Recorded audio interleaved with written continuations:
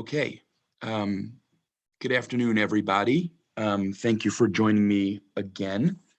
I'll begin as I have been. I hope this finds all of you and your loved ones safe and well.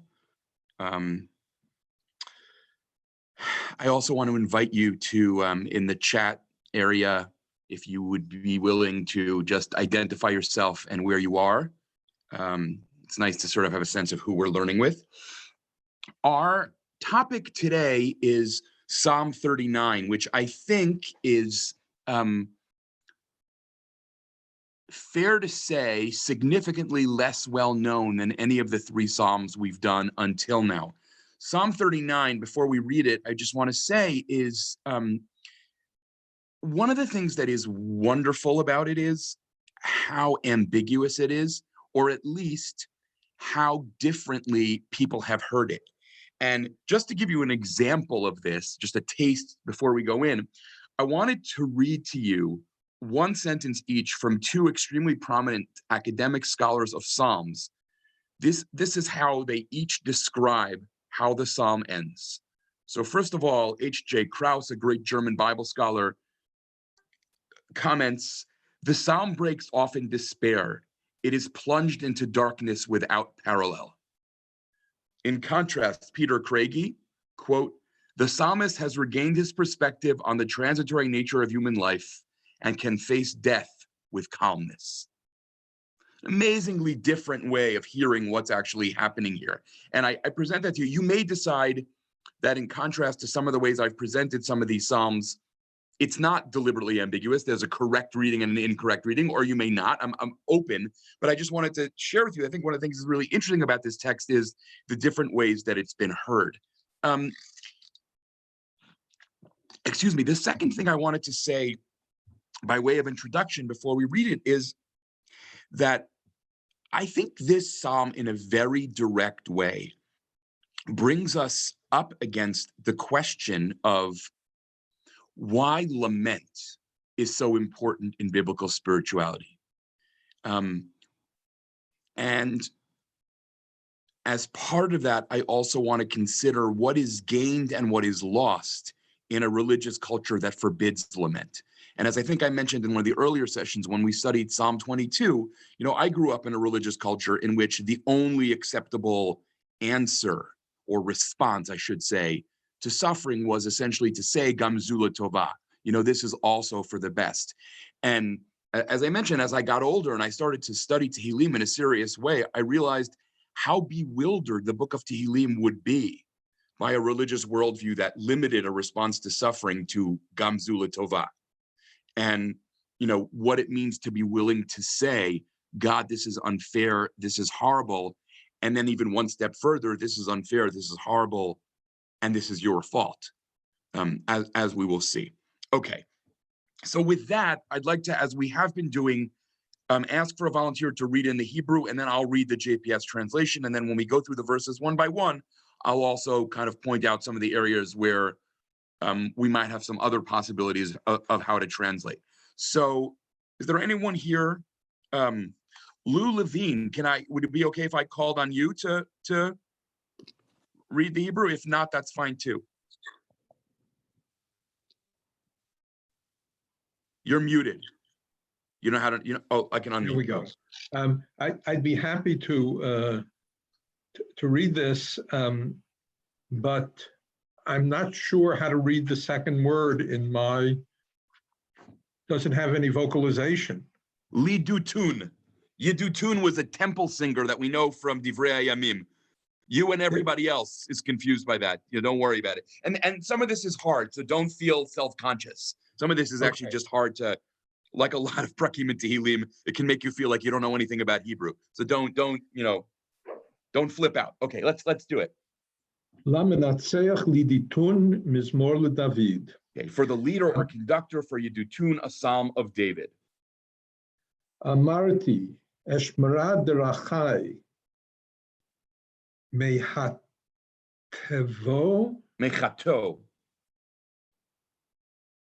I need to take my glasses off. I'm sorry. Oh, I see. I was reading. I was reading something is a segol. Mechato bilshoni, eshmera lefi machsom, va'od rasha v'negdi. I resolved I would watch my step, lest I offend by my speech. I would keep my mouth muzzled while the wicked man was in my presence. Ne'elamti dumia hechesheti mitov uchevi nekar. Yeah, I was dumb, silent. I was very still while my pain was intense. Cham libi bekirbi, v'hagigi tiv'ar esh, dibarti bilshoni. My mind was in a rage. My thoughts were all aflame. I spoke out. Hodi'eni Adonai kitzi, midat yamai mahi, ed'a mechadal ani. Chadel ani, right. Tell me, O Lord, what my term is. What is the measure of my days? I would know how fleeting my life is. Hine tfachot natata yamai v'cheldi k'ayin negdecha ach kol hevel kol adam nitzav sela. You have made my life just handbreadths long. Its span is as nothing in your sight. No man endures longer than a breath. Selah. Ach b'tselem yithalech ish, ach hevel yehemayun, yitzbor v'lo yeda mi osfam. Man walks about as a mere shadow. Mere futility is his hustle and bustle, amassing and not knowing who will gather in. V'ata ma kiviti Adonai, tochalti l'chahi. Tochalti, right, lechahi. What then can I count on, O Lord? In you my hope lies. Mikol pesha'ai hatzileni, cherpat naval al titzimeni. Deliver me from all my transgressions. Make me not the butt of the benighted. Ne'elamti lo eftach pi, ki ata asita. I am dumb, I do not speak up, for it is your doing. Haser me'alai nig'echa, mi tinrat yadcha ani kaliti. Take away your plague from me. I perish from your blows. Betochachot al avon yisarta ish, vatemes ka'ash chamudo, hevel kol adam sela. You chastise a man in punishment for his sin, consuming like a moth what he treasures. No man is more than a breath. Selah. Shma tfilati Adonai, v'shavati ha'azina, el dim'ati al techerash, kiger anochi imach, toshav kechol avotai. Hear my prayer, O Lord. Give ear to my cry. Do not disregard my tears.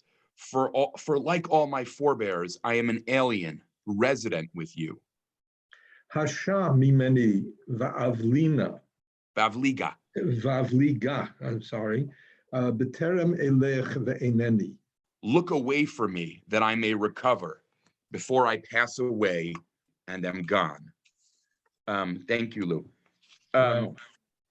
This is a text, first of all, where there's a lot of polarities, speech and silence, life and death. All of it is kind of a soup, which is one of the reasons why I'm suggesting that we might want to read this text as kind of interested in its own ambiguity, but I'm not sure about that. One of the things that Robert Alter points out in The Art of Biblical Poetry, as opposed to his Psalms commentary about this poem, is that it's not just that you have poles, but that you have rapid swings between the poles, which he thinks is the text's way of trying to point to a kind of psychological dialectic, not just a philosophical dialectic. If that sounds very abstract, in other words, he's saying it's not just about ideas, it's about moods and experiences. That the kind of swing in the psalmist is an emotional one as well. I think another way of saying this, or if, maybe it's not another way of saying it, maybe it's a separate point that builds on it, is that if I said to you, is this a text about hope or is this a text about despair? I suspect that the best answer to that would have to be, well, yes. It's about the strange coexistence, the difficult kind of jockeying between hope and despair, and for that matter, even the simultaneous presence in one conflicted spirit between hope and despair.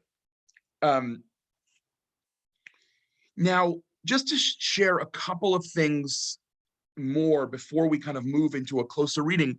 One is that I want to just note what some of you may have noticed already is that in a variety of places here, there are interesting connections to the book of Kohelet. And I'm not really sure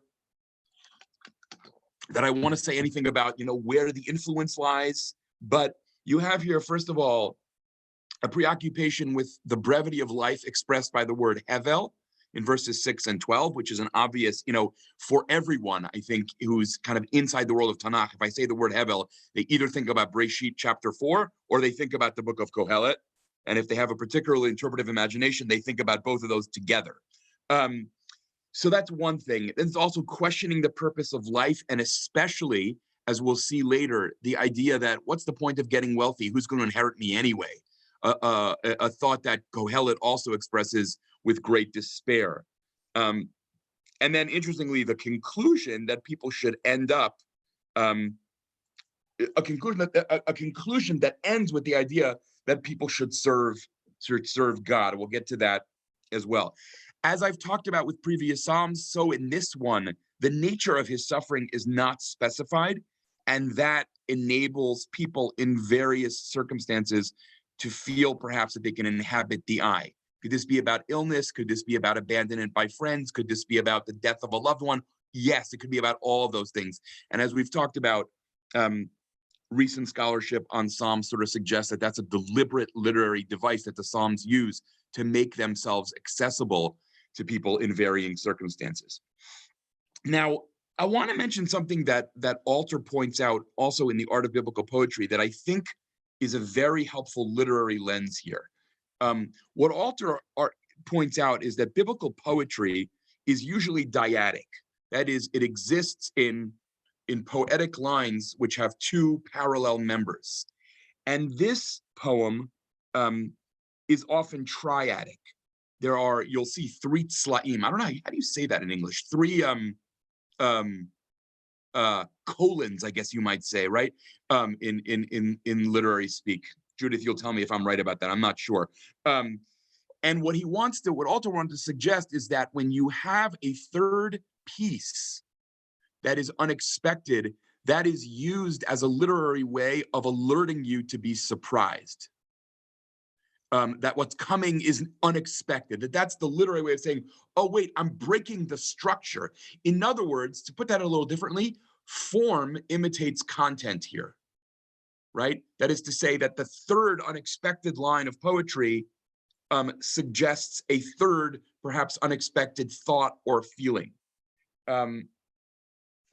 Okay, and I guess the one last thing I want to ask you to keep in mind, and then maybe depending on how much time there is, we can come back to this, is what you think the relationship is between speech on the one hand and the rediscovery of hope on the other, right? In what way does giving voice to suffering or despair perhaps paradoxically give rise to hope? And here I would remind people or point people in a very different register to a classic essay by Rabbi Joseph Soloveitchik called, I can never remember how these three terms go in what order. I think it's called Prayer, Talmud Torah, Redemption, an essay in which he argues totally beautifully, if also totally homiletically, that the reason why we attach in tefillah, geula to tefillah, the reason why we say Ga'al Yisrael, the God who redeems Israel, right before we articulate our requests, is because that is an existentialist way of acknowledging that just being able to find words for what we need is itself redemptive. That there is a redemption that comes through speech. Again, I doubt very much that that is like that's what Chazal, the sages of the Talmud, are thinking, but it's one of Soloveitchik's most beautiful essays. Excuse me. I have never quite done this, but I have always wanted to assign that essay together with one of Frederick Douglass's autobiographies. Because in Frederick Douglass's autobiographies, too, the discovery of speech is an act of liberation. Once Douglass can read, it's all over. On some level, he's already been freed. Okay, and with that, Pasuk Aleph. Okay, so Lamnatseach lidutun, right, for the conductor, for Yedutun. Yedutun was a famous temple musician, one of the three music leaders in David and Shlomo's time. You can look at Psalm 62 and 77. You can look at Divrei Yamim Aleph and Bet. Happy to send you references. And then we begin. And Mizmor David, and as I've talked about in every session, I don't know, and I'm not convinced anybody knows what David actually means in Tehillim. When I say that to people who grew up in Orthodox settings, they often look at me like I'm insane, meaning that's the only word I understand. But again, David, for David, by David, in the Davidic tradition, for the Davidic king, in the musical tradition of David, all of that is possible. And as we saw in Psalm 30, Mizmor Shir Chanukat Habayit David, sure does seem to argue that David does not mean by David, given that he never saw Chanukat Habayit, right? Given that he was never alive for the dedication of a temple. Okay, so now verses 2 through 5 are going to express the psalmist's concern. Excuse me, I'm fighting off my 9th round of laryngitis in the last couple of months. That lest he commit a sin by speaking brazenly or by speaking inappropriately. And the sin, and this is actually just to remind you, when I said that this psalm, I think, is really interested in the question of what is gained and what is lost in a culture in which lament is permitted or forbidden. What you see here, I think, is he's very nervous. Presumably, his sin would be challenging God and expressing anger at God. And yet, part of the power of this psalm is the moment when he basically says, I can't help it, I have to speak. And so there in these verses, you have this kind of fascinating, larger spiritual and theological question raised. I guess I should add that it also seems like he's concerned, this may be the same concern or another concern, he doesn't want to give added ammunition to the wicked to attack him or maybe even to attack God, okay? So in 39:2, Amarti eshmira drachai, I decided, by the way, the word amar, which in modern Hebrew you tend to think of as say, but amar in biblical and also in rabbinic Hebrew can mean to say or think. Shema Yomar Adam is not just to let the person say, it might be let the person think. So Amarti, so I resolved, I think is actually a pretty good translation here. I should watch my ways, Mechatov Yoshoni, lest I sin with my tongue in the way that I speak. Eshmera lefi machzom, I should put a muzzle on my mouth. Now, sit with that image for a minute. What you realize is from the very beginning, he is desperate to express himself, right? You don't talk about putting a muzzle on unless you're working incredibly hard not to say what you want to. It's not some quiet place, I would never say a bad word about God. It's, I'm dying to, but I know I shouldn't. I think that's the valence of a muzzle here. Eshmera lefi machzom be'od rasha lenegdi. While the rasha, the wicked person, is still in my presence. The interesting question that raises for me that I won't talk about now, mainly because I don't have a whole lot of insight into it, is whether he's implying that were he totally alone with God, he would off the bat be comfortable saying it. In other words, is the fear of lament other people's mockery, disbelief, bad intentions, etc.? Or is there something inherently problematic and overly brazen, in what Chazal will later call lehatiach dvarim klepei mala, to hurl words at heaven? I'm sorry, this is a total digression that may irritate some people, but I will tell you my favorite line in all of modern Hebrew literature is the opening of Agnon's, is it Tmol Shilshom?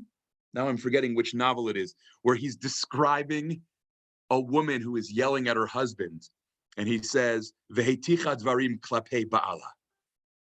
And she hurled words at her husband instead of ma'ala, ba'ala. That, by the way, if you've ever read Agnon, that's Agnon and the genius that will never come again. Okay, forgive me for that digression. I couldn't help myself. Now, Pasuk Gimel. Ne'elamti dumiyah. GPS here, I think, uses translations that we would not want to use. I was dumb. We would say I was mute, right? Ne'elamti dumiyah. I was utterly mute. I could barely speak. And one of the questions I think is interesting to ask about this is, does he mean because I had forbidden myself to speak, or because my suffering was so great that I could not speak? In other words, is Pasuk Gimel explaining and furthering what he said in Pasuk Bet, or is he offering another reason why he's been silent? First of all, in Pasuk Bet, I didn't speak because I was afraid of effrontery. And Pasuk Gimel, I didn't speak because sometimes the pain is so vast, there's nothing to say.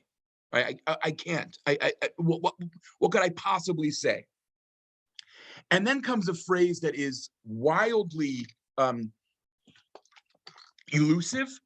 Hechesheti mitov. Just to drive you crazy, I will give you 5 possibilities of what this might mean. Hechesheti mitov. JPS says, I was very still.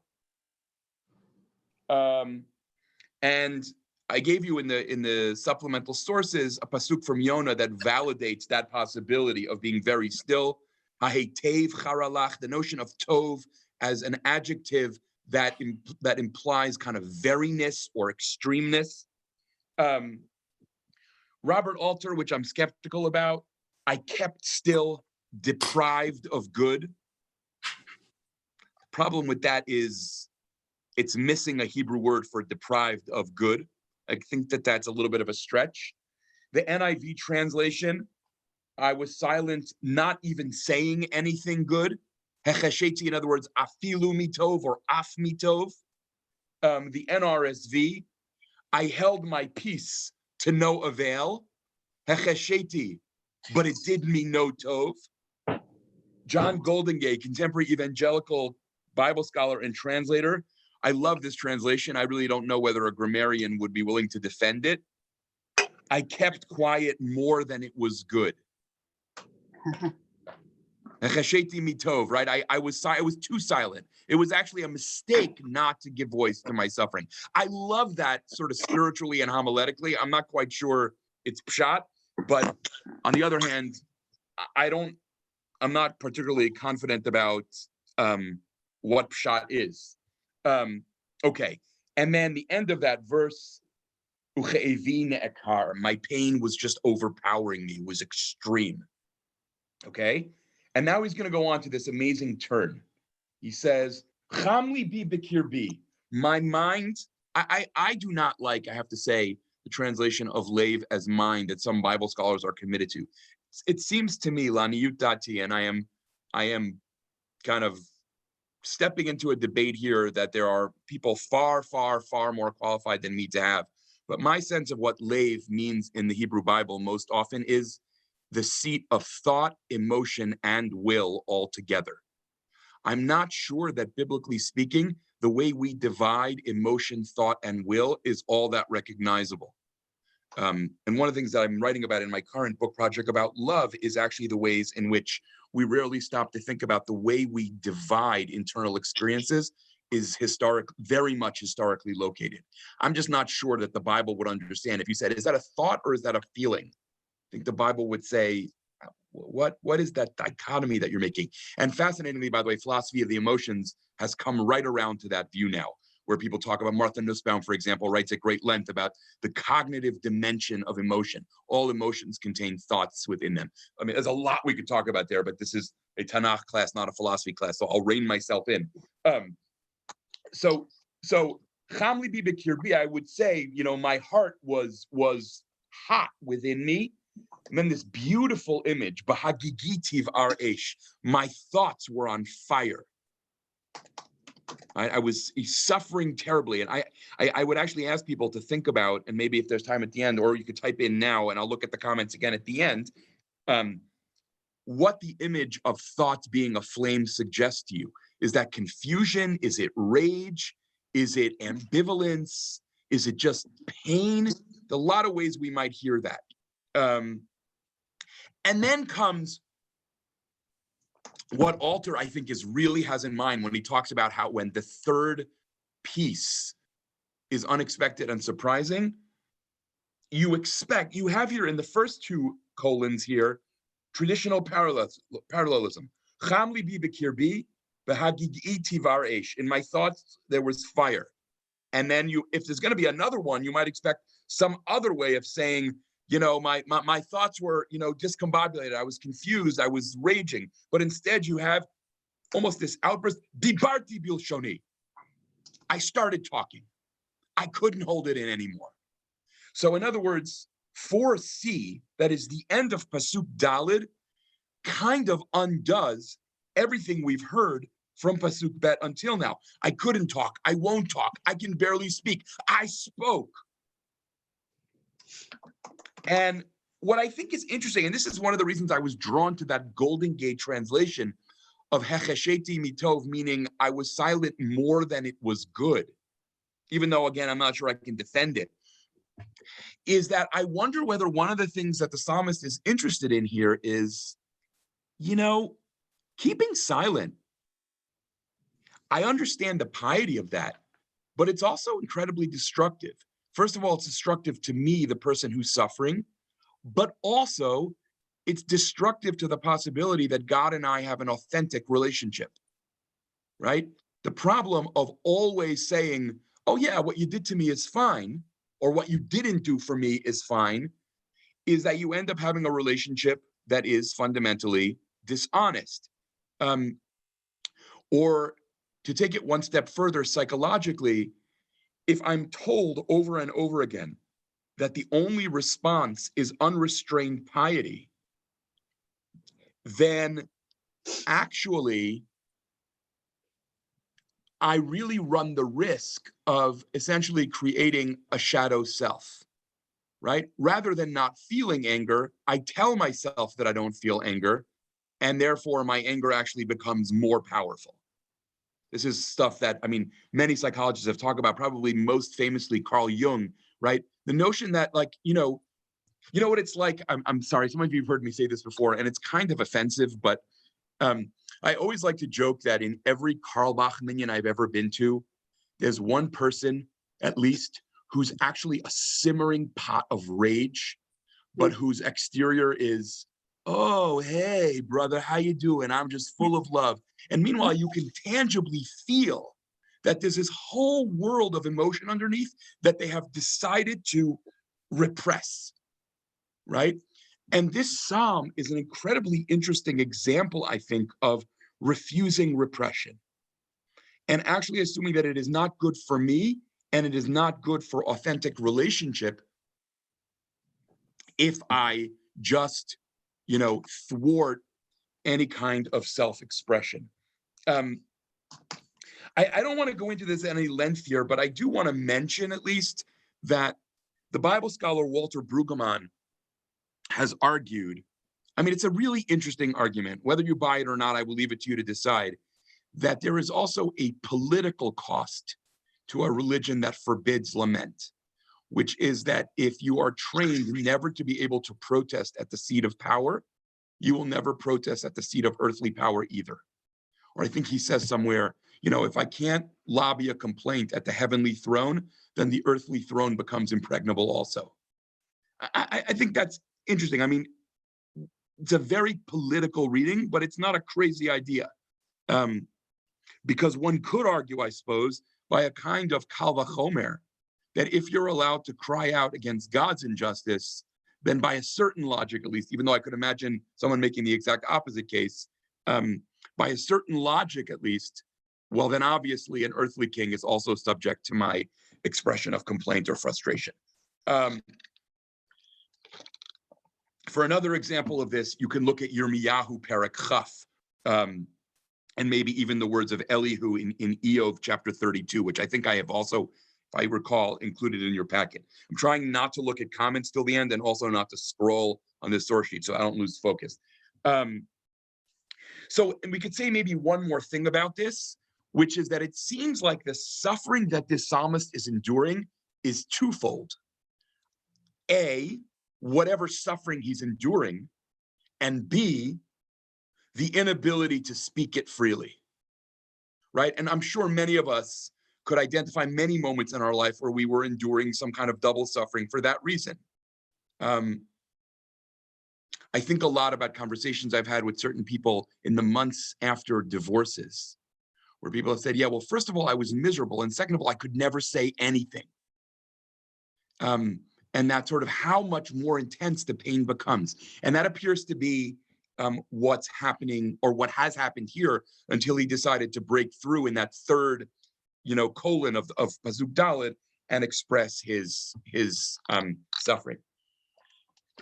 I see just from the number in the chat box that there are probably a lot of questions or comments, and I will do my best to get to them later on. Okay, excuse me, Pasuk Hey, trying to keep my voice going here.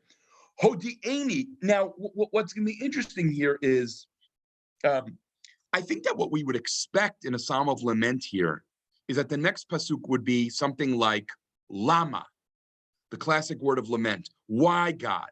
And as we've talked about, lama in psalms of lament is usually not a request for an explanation, but a request for action. But here, instead, what we get is this kind of extended meditation on the transience of human life. And he says here, right? Hodi'eni Adonai kitzi. Tell me, O Lord, JPS says, what my term is. Umidat yamai mahi. What is the measure of my days? Now, most translators and commentators, certainly in the modern period, understand what he's saying is essentially about yearning for death. Tell me, God, when this will finally be over, how long will I have to endure this? Richard Clifford, who I've quoted before, who's a Semiticist whose work I really admire, although I have to say here I'm not persuaded by this, but I want to mention it. He thinks that, as a rule, people misread what Pasuk Hey is about, and what he's really asking is, let me know the term of my affliction, what the measure of the days that I will have to go on suffering is. In other words, may I know how long it'll be before this stops, as opposed to may I know how long it'll be before I die, which is the only confidence I have that it will stop. That's how Clifford wants to read these words. I guess my own kind of intuitive response to what he's saying here is that it's a more simple expression of despair. I can't wait to die, so this will finally stop. But perhaps not. And people should feel free in the chat to add your own reading, how you hear that, if you'd like. Okay.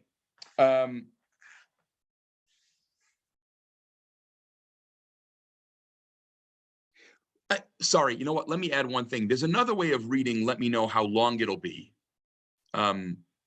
which is not just let me know when I'll die so this will finally stop, but perhaps you could say, let me know when this will be over because somehow that will teach me or enable me to bear this with greater equanimity. Maybe knowing how long it'll be is somehow soothing in and of itself. I'm not totally sure about that, but I think it's another possibility. Forgive me, I'm really losing my voice. So, and then Eida'a machadel ani, so I may know how fleeting my life is. And then he says, Hinei tfachot natata yamai, you've made my life the smallest possible measure, like in the rabbinic measurement of tefach, right? V'cheldi cha'ai negdecha, and my lifespan is as nothing in your sight. Notice, by the way, the beautiful wordplay between mechadel ani v'cheldi ke'ayin. Two word reversals that go together. This is biblical poetry at its finest, and good luck to a translator, right? Where you're just kind of reversing in two straight words the root. And then the last phrase, which nobody knows how to translate. Ach kol hevel kol adam nitzav. JPS, no man endures longer than a breath. But then you get my favorite, JPS comment, meaning of Heb uncertain. Robert Alter tries, mere breath is each man standing. Okay, I'm not sure I can make an argument for either of those in the Hebrew. And then, so it's a hard one. I think the point, the larger thrust of what he's saying is clear, but how to render those words exactly is not totally clear to me, at least. I think it's not totally clear to anybody.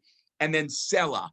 And the word Selah, I would just say, according to academics at least, is most likely a musicological term, and suggests the end of one unit, at which point the instruments are cued, and then the next unit will begin. The Septuagint, I think, renders, I forget now, that Selah as an interlude. In a more traditional vein, Radak tries to derive the word Selah from the Hebrew root salal, meaning to say loudly, meaning it's a kind of raise your voices now. I don't know that that's accepted by any modern scholars. So now that appears to be a shift in mood, except what's weird is that the mood doesn't shift at all. So that's a bit of a challenge. It says, Ach b'tzelem yitalech ish. A person walks about as a mere shadow, right? Ach hevel yamayun, mere futility is his hustle and bustle. I love that rendering in JPS. I think that's pretty good. Yitzbor v'lo yedam mi osfam. There, I think I gave you in the packet, see Kohelet Perek Bet, Psukim 18 and 19, where Kohelet is in despair, among other things. What is the point of getting rich? Then I die and someone else who hasn't earned it will get it. Well, what is the point of that? And here you see this, as I said at the outset, this kind of echoing of Kohelet's frustration and despair. And then Pasuk 8, which I think is really interesting, we'll just kind of notice this. Actually, let me say about the unit that's coming from 8 on, we have a kind of transition that essentially says, since my affliction comes only from you, my redemption can also only come from you, right? And it's also worth noticing that this is a psalm in which, if there's a complaint here, it's that the suffering is too intense. There's no proclamation of innocence here. As you have, for example, we'll do in a while, we'll do Psalm 44, which is dramatic in its declaration. Hey, you want to search me? Search me. I did nothing wrong. I think in most Psalms of lament, what you have, at least implicitly, is I'm not denying that I sinned and perhaps deserve punishment. What I am denying is that I deserve the kind and the extent and the intensity of the punishment you've meted out to me. And with that, I will just mention again what I've said on previous occasions. What does it take? Is it possible, and how is it possible for someone who doesn't share some of the Psalm's core theological assumptions to find themselves in the I, in the first person of the text at prayer? If you don't think that your suffering is a punishment, how is a psalm like this helpful?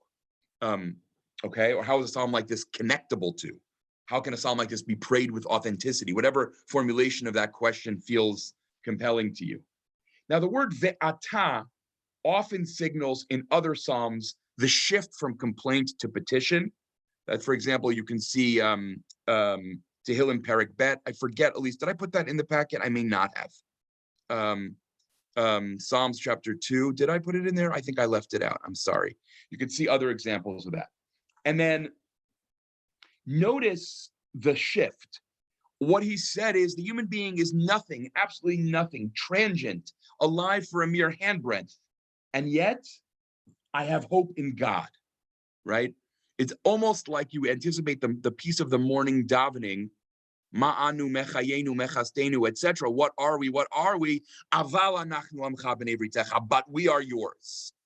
There's a way in which here, look, a person is nothing, but I knew I have hope.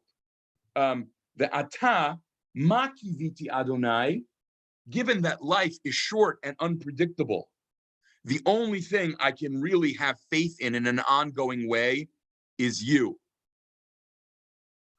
I will give you a quote from 20th century Jewish thought that some of you will think sounds like it came from Mars, but I think it's the same sentiment. At one point, Rabbi Soloveitchik talks about how it is only praying to God that is healing, because to ask anyone else for help is to ask someone else who is also, quote, bereft of an ontic fulcrum, which is absurd Germanic speak for some kind of groundedness in their own being. God alone is that who is the one who is worth reaching out to, because God is the one thing that is truly not transient.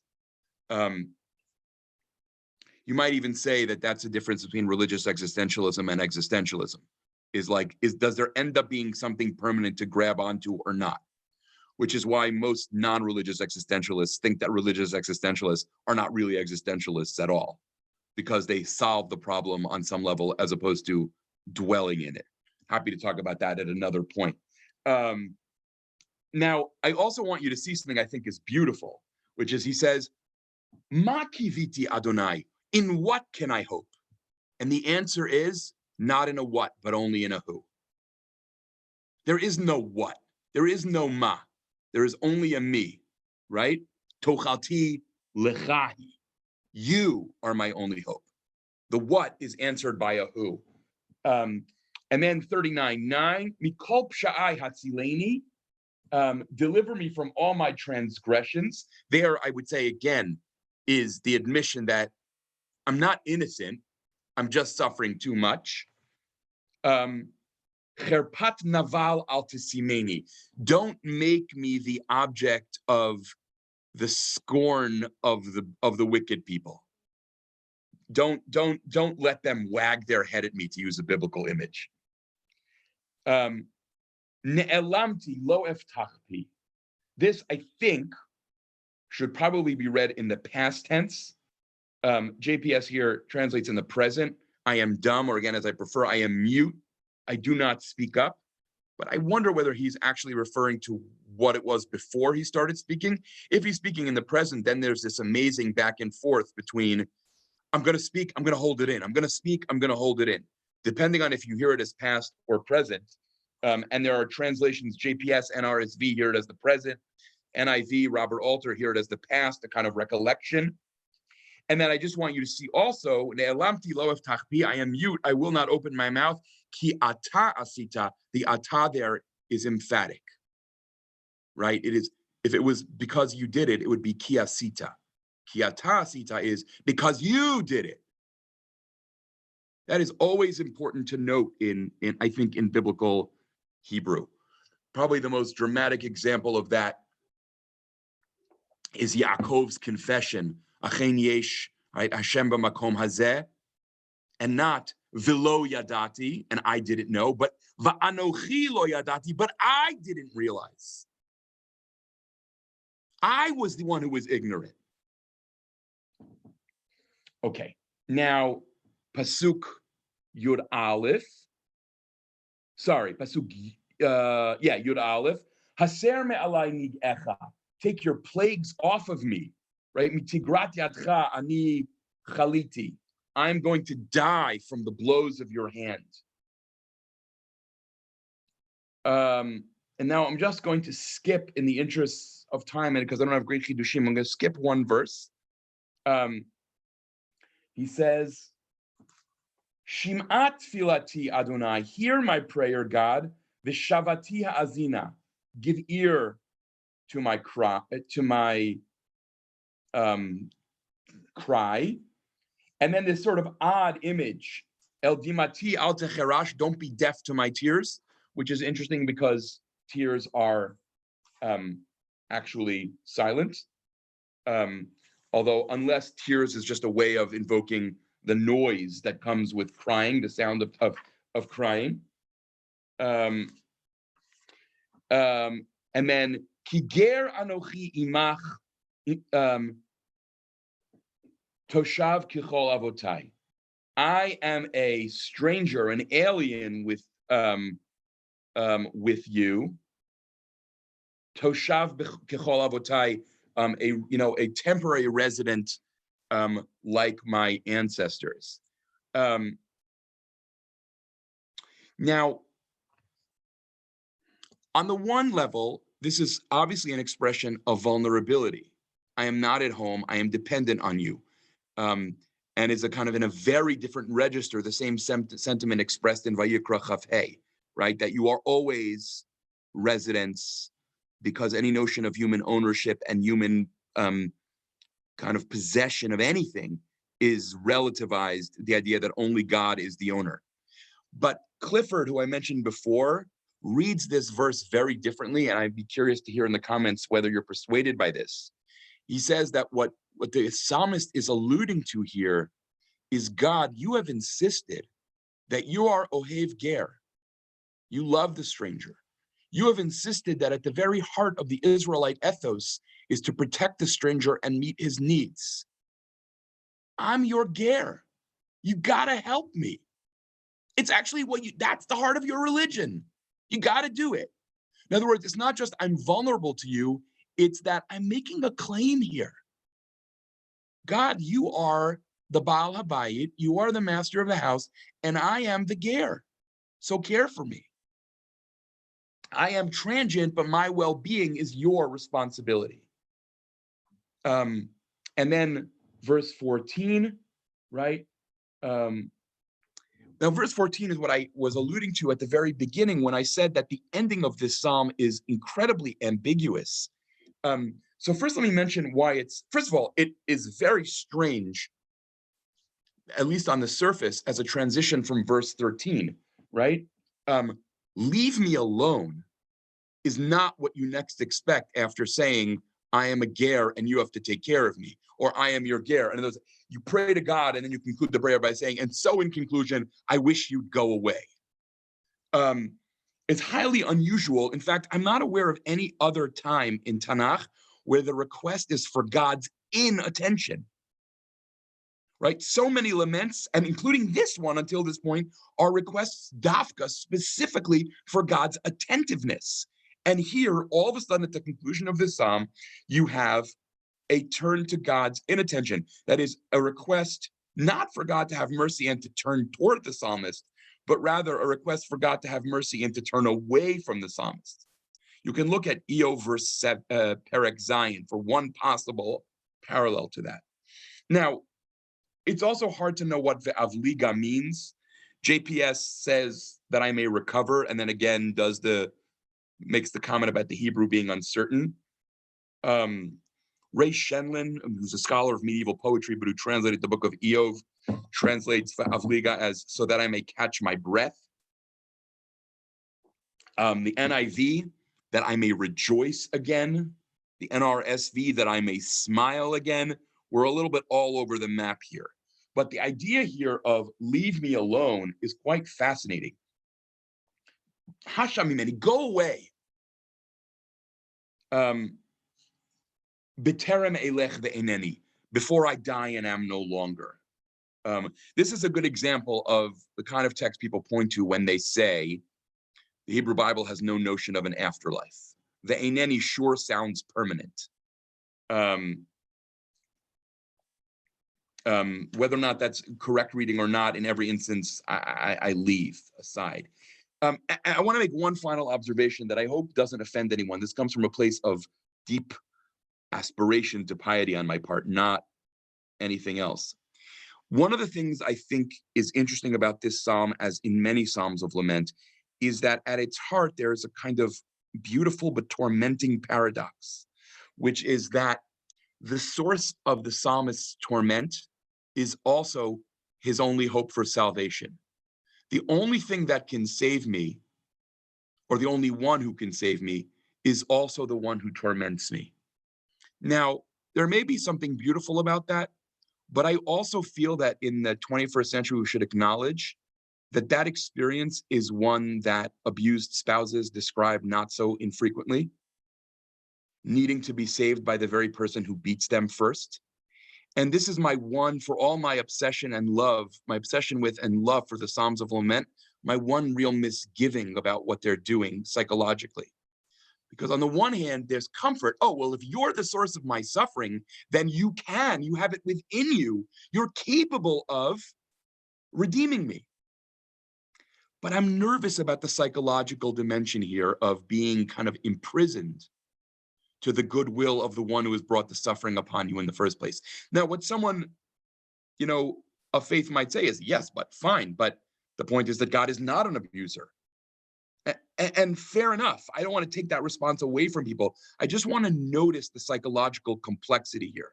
I'm not sure I buy that answer in every instance. Like, I'm not sure that the author of Psalm 44 would sign on to the statement, God is not abusing him. But in any case, I wanted to mention that as a complexity here.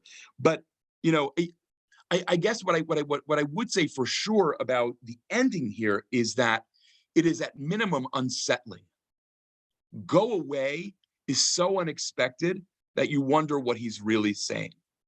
Is it leave me alone, I'm done with you, which is, I think, very unlikely? Or give me, it's sort of like a couple that's going through a hard time and one of them says, how about we take a few days apart and then talk because it's not working now? Kind of wonder relationally if that's what this is. But it's extremely rich and suggestive and elusive. And in imitation of the Psalm, I don't want to offer closure because I think the Psalm is not invested in closure and we should avoid tying ribbons on texts that are not interested in that. Okay, I'm now going to look at the comments in the chat. And Lex, if you've been looking and have some that you want to push to the front, or I don't know if Lex may not be here, but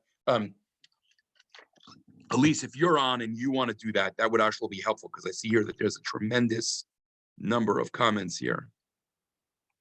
Or let me see. Where is the hope? Sarah Brooks asked. So I think that verse 8 is a pretty clear statement of hope. He basically says that, unless you think he's being sarcastic or ironic. My only hope is you and you're hopeless. But I don't think that's what he means. Okay, let me keep scrolling here. Wait, now I'm seeing people introduce themselves. Hold on, I'm sorry. Just got to scroll through all these hellos. Akiva Mattinson, like a bibliographical machine, downloads the essay from Soloveitchik. Amazing.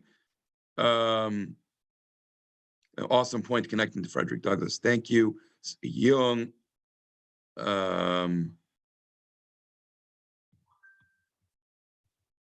Okay, these are mostly not questions. They're just, okay, here I got some more questions.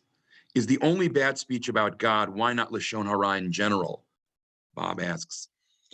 So I think the answer to that in Tehillim, at least, is the Tehillim does not seem to have reservations about speaking the raw truth about one's enemies. Again, to remind you, we've talked in previous sessions about how it's not always clear who these enemies are. But I'm not sure there's any evidence in Tehillim of being concerned of, I don't want to speak badly about people who are harming me. I'm just not sure that's part of the piety or ethical view of these texts. So I think it's pretty clearly bad speech about God. Excuse me.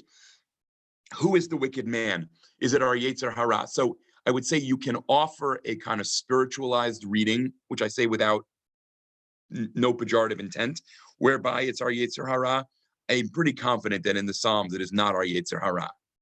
It is, as I was just saying, some kind of enemy of the person, enemy of God. Again, in biblical scholarship, this goes on and on as an ongoing debate about who is being spoken about. I just lost, someone made a comment about Marty Cohen's translation, which I lost. Okay, I'm sorry. This is, for some reason, do other people have this, that when you scroll down, and am I doing something wrong that it jumps up and down? Martin Cohen translation, refusing to say even good things aloud. Yeah, okay, that's possible too. Thoughts out of control like a raging fire. Yeah, okay, so I'm not going to read all that. Akiva says, I would disagree. I think all of verse 4 constitutes that turn. That is, my heart began to boil and I could longer hold back my speech. I agree about Jeremiah 29, which, I mentioned that later myself too. I think you can say that. I think that that's not a crazy reading. You could say that.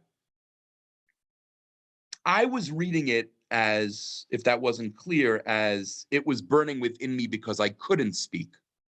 And then I spoke. And you're saying I was burning within me and it became almost inevitable that I speak. I think that's what you're saying, Akiva. And that may be right. And actually, in a funny way, that may not even be all that different, to think about that. It's either totally different or actually kind of another way of saying something similar. I'm really not sure. Another one from Akiva, is that, I know, but I'm keep missing ones. I'm sorry. Is it unusual for a chapter to end on negative note? Is it unusual? Yes. Is it impossible? No. It's certainly unusual to end on a note like this. From Barbara and Howard, verse 34. What is that? Corrected to verse 14. Verse 14. Oh, sorry. Thank you. Is that based on a notion? I'm really having trouble with this. Is that based on a theology that the idea that bad things happen to us is when God hides God's face? Well, if it is, then the idea. Yes, I think if anything, I think it's a subversion of the theology that says, when you turn away from me, you are punishing me.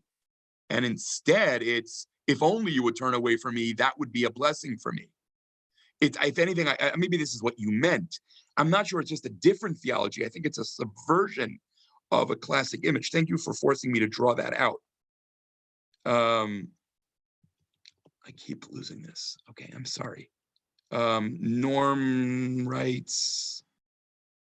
Okay, I'm going out of order here. Sorry, because it's being imprisoned by the goodwill of the one who brought you the suffering upon you is one of the reasons people claim to be atheists. Sarah writes. I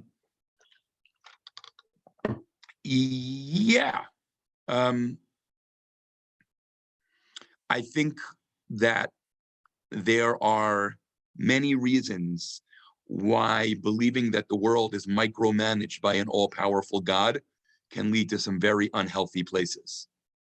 I think there are also ways that it can lead to some very healthy places, even if I can only longingly admire those who can believe that. And I don't think that's the only Jewish theological possibility, nor has it ever been. But sure, if you believe that God is brutalizing you, and then you're supposed to throw yourself on the ground and ask God to end your brutalization, I can imagine rebelling against precisely that. Sarah writes that unlike an abusive spouse, there is no one else to go to other than God. It's not like one can just pick up with another God. So here, that's a very interesting comment. So I want to observe the following thing. First of all, by the way, historically, that's not true. Plenty of Israelites did take up with other gods. That's one of the central themes of Tanakh. But I'm not encouraging that, just to be clear. But I think that it's worth saying this is one of the ways in which, and this really connects to what Sarah just said as well, this is one of the ways in which the modern world and the world of the Tanakh are so different. Some of you have heard me say this a lot of times. It's not that the questions are new. It's that the range of possible responses has been dramatically expanded. The notion of God, I feel let down by you, was hardly foreign to the book of Psalms. What is new in the modern period is the statement, okay, maybe there's no one out there. I don't think the Psalms ever considered that a live possibility. And therefore, on some level, you did have no choice but to go back to the one who had disappointed you. Because after all, that one was the one in charge of the whole world. The 20th century Israeli Jewish thinker, 20th century, still alive, Eliezer Shai, in one of his 9,000 books, Eli Shai is one of the people who writes books faster than I can read them. It's just incredible. But in one of his books on 20th century Jewish thought, if I remember correctly, the first chapter, sort of insanely, is about Rabbi Nachman of Breslov, right? Now, you don't need to be a historian of Chassidut to know that Rabbi Nachman did not live in the 20th century. But I think that one of the things that may be driving Eli Shai to do that is that you could argue that Rabbi Nachman is the first person in Jewish piety for whom the possibility that there's no one out there is a viable option. I once heard Art Green argue that Rabbi Nachman is the first modern Jewish thinker because if you had asked the Baal Shem Tov, what keeps you up at night? The Baal Shem Tov would have said, I worry about guilt, and I want to replace it with joy. And if you asked Rabbi Nachman, what keeps you up at night? He would have said, I worry about guilt, and I want to replace it with joy. But also, what if there's nothing out there at all? And that's the first moment of spiritual modernity. And so, yes, Sarah, your comment is, I think, a very astute description of the dilemma you could argue that the psalmist faces, but it also opens the door for why Sarah can make a comment like the one she's made. I have about 1 minute to 4, so let me just take a couple of others. Norman's comment, I think, is really interesting. Sounds as though the author has lost hope that God will ever treat him kindly if God pays attention to him. He wants to be below the radar. I think that what I would say about that is one of the things that he feels. Meaning, I am inclined to see this text, as I suggested at the very outset, as deeply unresolved.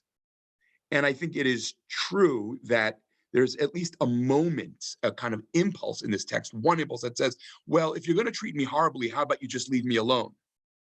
But I'm not sure that I would say that throughout this text, he has given up hope of God being good to him. Like, I still think that verse 8, verse 10, verse 13 might suggest that there's something else going on in him also. Wow, there's so many more questions I'm not going to get to. Elise, is there a way to download these for us? And then if people want to, you can email me more questions that we didn't get to. Excuse me. Yeah, definitely. Okay, thank you. I'll just take one last one almost at random here. Maybe it's not that the psalmist experiences God as punishing him. It's more that he's experiencing God as not comforting him. I think that when he says in verse 9, Mikol psha'ai hatzileni, the idea is that to the extent that it's his enemies afflicting him, if that's what's going on here, which he never says, he says his afflicted enemies are perhaps mocking him in his affliction, which is different. But to the extent that it's his enemies afflicting him, it is at minimum with God's permission. Think about, the famous description to Avram in Genesis 15 about, that's not necessarily a punishment, but right, and probably not right. Your children will be gerim in Mitzrayim, and I'll also punish Paro. But the point is, Paro doesn't do anything that God doesn't allow him to do. That brings us back again to the problem of believing in an actively omnipotent God, right? Is that at the end of the day, your complaint about everything belongs upstairs. Okay, I think I'm going to stop here just because I have 4:02 now. Thank you all again to end as I always end, which is also how I begin, wishing all of you health and safety, to you and to everyone you love, and really to everyone. And to say that on Monday we're going to look at Psalm 42-43, which is one text, which, if this is your first time with us, the reason we're doing that on Erev, as Pesach approaches, is that is a psalm that appears to be the prayer of someone who wants desperately to go on Aliyah L'Regel to visit the Beit HaMikdash, but can't, is trapped and isolated. And it seems like an appropriate last psalm for us to do before the beginning of Pesach.